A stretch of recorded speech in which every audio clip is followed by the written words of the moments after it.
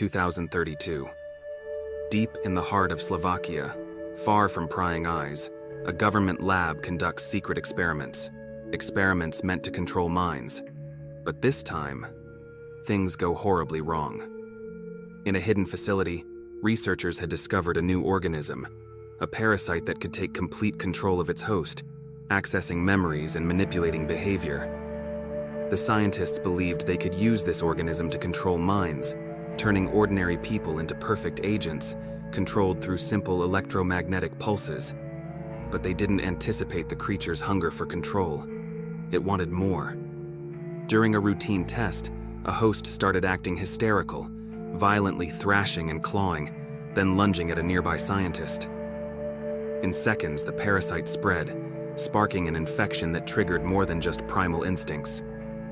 The infected could still mimic human behavior. They could still talk, cry, even beg for help. But they weren't human anymore, not truly. They had no fear, no pain, and only one urge: to infect others. Within days, Slovakia's secret was out. Neighboring nations started hearing rumors, even though initial containment efforts tried to keep things under wraps. Reports of strange attacks, people suddenly turning on each other, moved through Europe like wildfire. At first, the infection wasn't airborne, but as infected hosts began to make their way across borders and into the surrounding regions, the parasite began adapting. Through airports, trains, and highways, infected people with full access to their hosts' memories and instincts infiltrated public spaces. They boarded planes with intent, spreading to nations that hadn't even heard whispers of the outbreak. Imagine the horror. Infected, sitting silently in airports, in crowded trains or on planes, blending in perfectly, saying all the right things, remembering all the details of the host's life, lying in wait. They would only attack when they sensed the right conditions, the right place to spread further. The parasite didn't act until it was strategically safe. So, a wave of infected people boarded planes around the world, carrying with them a dormant terror ready to strike. By the time world governments realized the scope of the outbreak, it was far too late. Airports were shut down, borders were closed, but the infected were already everywhere. And because the infected could hide in plain sight, knowing how to mimic human behavior, they made detecting and isolating them nearly impossible. With no accurate way to screen for infection symptoms, paranoia spread faster than the parasite itself. Communities broke down.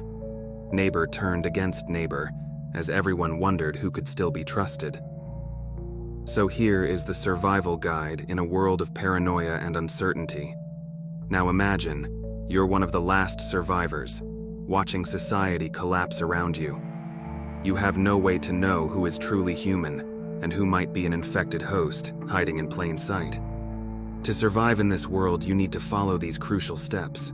Step 1. Trust no one completely. The infected mimic real people perfectly. They remember everything the host knew, from personal history to emotional reactions. That means anyone, even family or friends, could be a threat. Never fully trust anyone without tests or safeguards, and always keep some distance in case someone shows signs of infection. Step 2.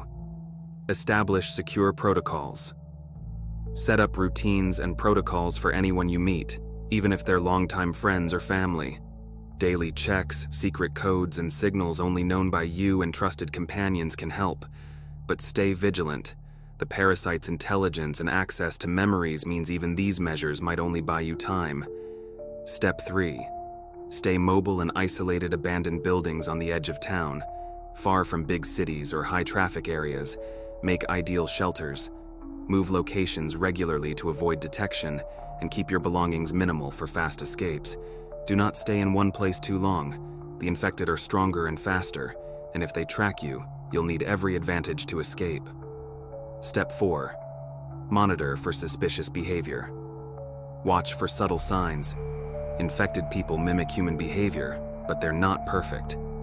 They may hesitate when asked about recent memories, react inappropriately to strong emotions, or seem detached from others.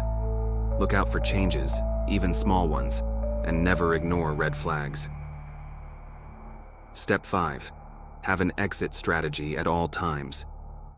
Prepare multiple routes of escape wherever you settle. Know the exits, map out hiding spots, and keep transportation nearby. Never let yourself get cornered. The infected are relentless, and without the ability to feel pain, are stronger and faster than an average human. Step 6. Weapons of silence and strategy noise can attract others, human and infected alike. Use silent weapons where possible. Crossbows, blunt objects, or modified spears. Guns are loud, and unless absolutely necessary, should be a last resort. Keep weapons light and easy to access for when you have to fight your way through. Step 7. Keep information private and routines unpredictable. In a world where the infected blend in, security is everything. Keep your routines flexible, your locations private, and never reveal too much information about your safe houses or plans, even to people you trust. The less anyone knows, the better. The true apocalypse is survival in a paranoid world. Society has collapsed, not just from the infection, but from the sheer paranoia it's left behind. Trust is shattered. Resources are limited. People turn on each other as quickly as they turn on the infected. And with each day, the human race dwindles, fighting against an enemy that wears a familiar face. So here we are. The world is lost, and survival now means living with constant uncertainty. Could you make it in a world where you can't trust anyone, where every encounter could be your last? Do you have what it takes to survive? Stay vigilant. Stay silent. Trust no one.